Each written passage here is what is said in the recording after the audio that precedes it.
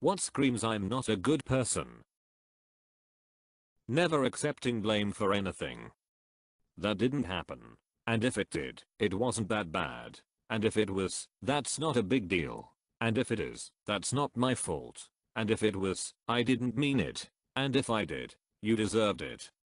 You just described the US president to a T. Don't forget I'm sorry you feel that way, that's not an apology. I had a roommate like that in grad school. Nothing was ever her fault, and anything bad that happened to others was never as bad as how it affected her. She decided to buy a Christmas tree for our house, nice enough by itself, but it turns out one of our roommates was so allergic to that species of tree that he ended up in the air that night. When we called her and told her what happened, her first reaction was to complain that nobody appreciated her niceness and that the tree meant a lot to her, that she wanted it there when her family came to visit, and so on. Disrespectful of people's personal property in their home. I know someone who had a co-worker house sit for them, and the person completely rearranged the house. Needless to say, no one likes the co-worker anymore. One time I invited a bunch of friends over and went to print something out for about a minute. In that time, they had taken all, if my dad's magic, the gathering cards out, and we are looking through them. One of them kept taking food drink without asking, and he made a massive mess that I had to clean up. I know that a bit is okay, but they did it so much and were confused when I called them out on it. Yesterday was my birthday party, and I bought a bottle of Fireball whiskey amongst other things. The party's kinda ending, and a friend of mine leaves 15 minutes later. We notice the bottle is gone. It was still kinda full, so we call him, contact his GF to see if she know anything. Nothing. So dude confessed to taking it about a half hour later. He didn't ask anyone, didn't say anything, just took it and left. Kinda ruined the mood of the party.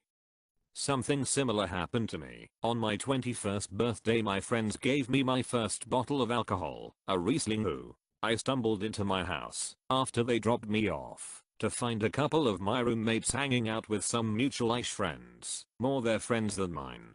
I was excited to share it with them, and was all, this is my first bottle of wine, let's open it together and share, and they all declined. So I shrugged it off and went upstairs to bed. Came down the next morning, and they had drank it all without me. Not cool. Constantly telling people you are a good person. I too am extraordinarily humble. Your humblability pales next to my own exquisite humbleness. I see you two graduated from the Kanye West School of Humility. I knew there was a Drax reference coming. Laughing at making fun of other people's interests and hobbies.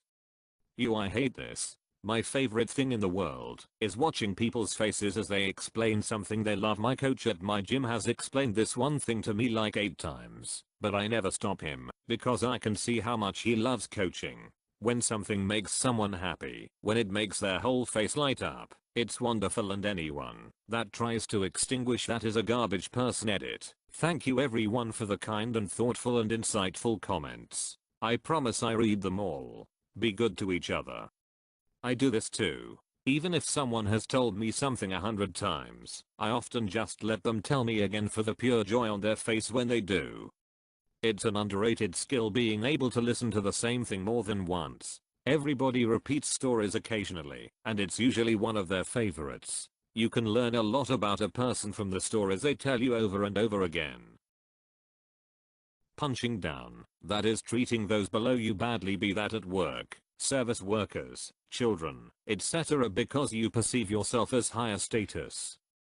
If you want to know what a man's like, take a good look at how he treats his inferiors, not his equals. Sirius Black.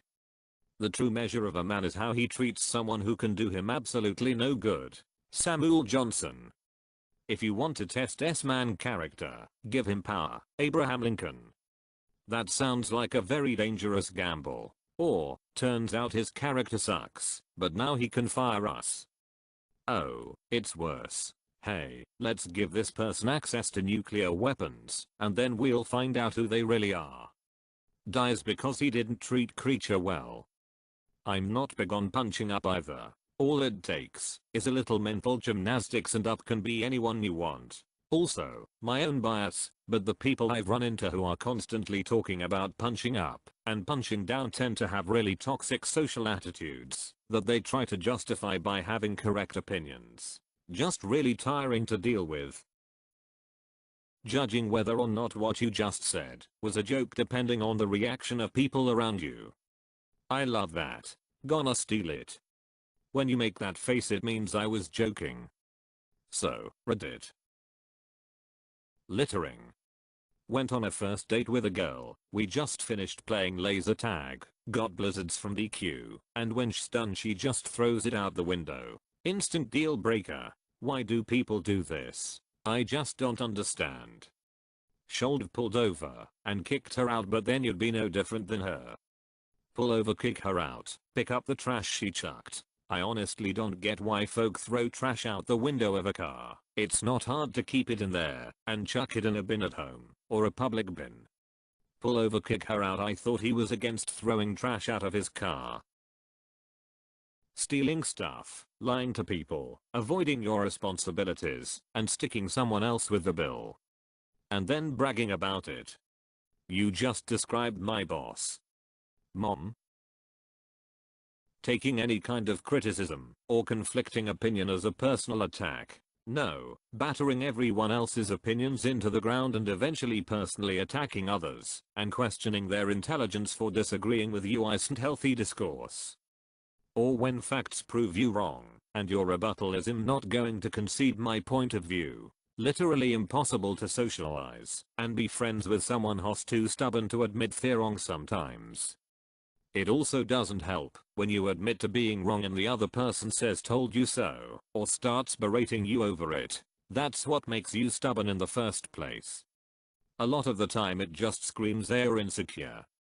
I've been reading a book on anger management for men and this bit you said was the biggest revelation for me. I've been angry my whole life and never understood why, and when I really took the time to reflect on my behavior and scenarios where I'm angry, this was the biggest takeaway. I struggle with being wrong and feel personally attacked when I am, and it's something I've been trying to be aware of and talk myself down from when I'm wrong, and it all boils down to my own insecurities and lack of self-confidence. I've learned I'm an extremely insecure person and it's prevented me from having legitimate friendships because I alienate those around me when I can't accept being wrong. It's a work in progress and feels good to be making some improvement. The book has motivated me to perhaps see professional help if I don't make improvements on my own, which I've never wanted to do because of my newfound understanding of my insecurities. Sorry for dumping that on you, just felt good to type that out.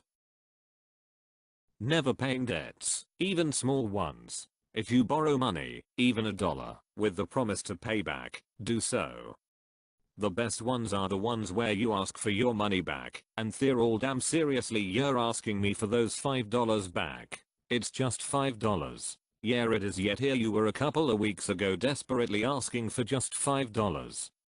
Me and my friends almost never actually pay each other back. We just constantly buy each other things, and if we go out or something, and someone feels like they've been mooching, they'll pay for the whole thing. Mostly just goes with beer money, or whatever. Rarely give out cash to people who won't give out cash to me. Hurting animals. That screams psychopath. What if you know for sure that the corgi you are punching is possessed by the soul of Hitler? Yeah, hurting animals is a huge red flag. And it also doesn't stop there. Households with animal abuse are also linked with domestic, child and other forms of abuse. What if they work at a slaughterhouse? Reddit doesn't consider animal agriculture animal abuse. This includes paying other people to do it for you, right? Guess we are all vegans. Hopefully we all will be someday. I don't enjoy killing pigs and cows for your consumption, if that's what you're getting at. Include paying people to hurt animals for trivial palate pleasures.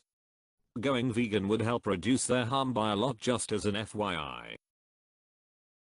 Making fun of other people's appearances, especially of things that aren't easily, immediately fixable and cost money to do so. Acne, crooked teeth, big noses and such. Edit. Wow, my first silver. Thank you so much. I remember going to an amusement park when I was younger that also had a pool. I had a decent overbite that I was painfully aware and self-conscious of. I was walking around in the water and there was a group of 3 teenagers. One of them, a boy, said, "Hey, is your name Roger Rabbit?" I said no, and he said, "Are you sure?" I just nodded and continued on. I'm 37 and I still remember that and it still hurts. Words can leave scars.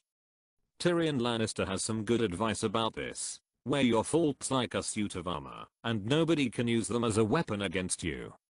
I was always told that if it's something a person can't change within 10 seconds, it's not something I should comment on.